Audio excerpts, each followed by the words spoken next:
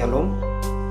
Nama Domingus Leonard Gona dengan NPM 121552001210027, Fakultas Ilmu Komputer, Prodi Informatika dengan mata kuliah pengantar Teknik Informatika dengan materi pokok Teknik Informatika dan Kalkulasi hingga Komunikasi.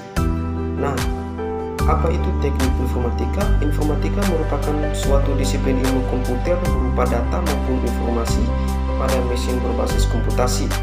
Nah, disiplin ini juga mencakup beberapa macam bidang, yaitu sistem informasi, ilmu komputer, ilmu informasi, dan teknik komputer.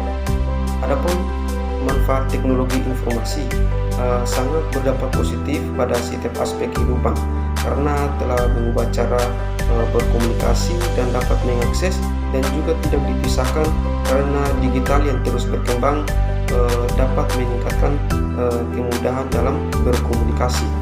Apa hubungan teknologi informasi? Nah, informasi sangatlah penting di kehidupan karena dapat terselenggaranya era globalisasi dan berbagai kepentingan dapat disebarluaskan dengan mudah dan cepat. Nah, hidup tanpa internet, manusia tidak bisa lepas dari internet karena internet sebagai tempat nyaman bagi orang-orang yang memiliki kecemasan sosial dan juga sebagai interaksi di dunia zaman sekarang. Nah, apabila terjadi gangguan akses internet, akan menimbulkan rasa cemas bagi setiap penggunaannya.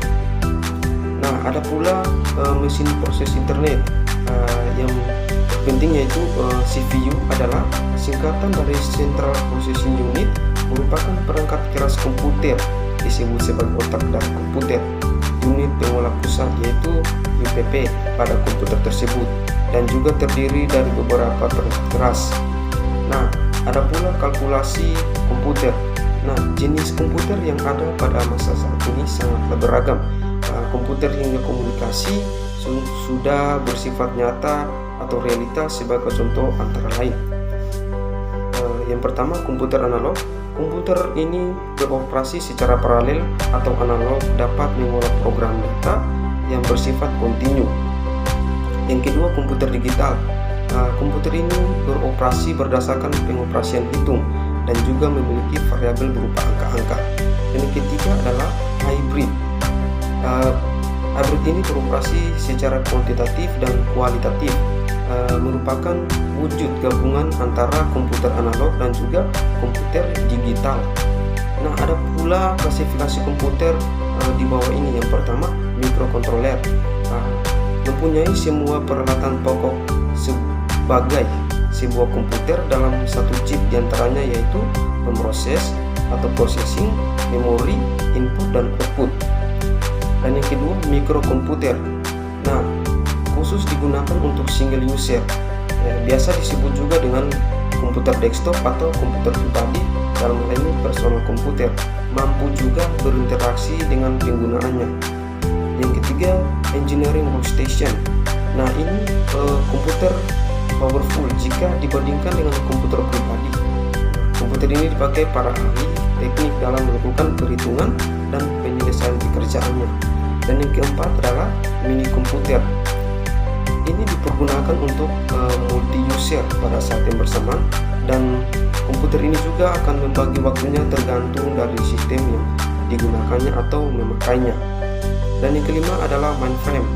Nah, mainframe pada awal komputerisasi mampu melayani ratusan penggunanya pada saat yang bersamaan, dan dapat juga mengolahan data dari suatu divisi atau perusahaan besar. Dan yang keenam yaitu superkomputer yang sangat powerful, yaitu luar biasa kapasitasnya untuk penelitian para ilmiah. Superkomputer juga bisa memimpin dunia realita dalam proses kapasitas kecepatan. Dan yang paling terakhir, yang keenam, yaitu tentang revolusi internet.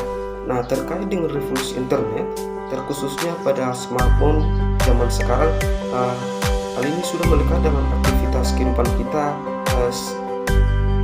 menjadi kebutuhan pokok yang wajib dimiliki. Nah, peranan smartphone akan berkurang nilai gunanya apabila tanpa kehadiran jaringan yang baik atau internet yang baik. Dan yang terakhir adalah referensi. kita bisa lihat secara bersama-sama. Itu dari saya. Sekian, terima kasih.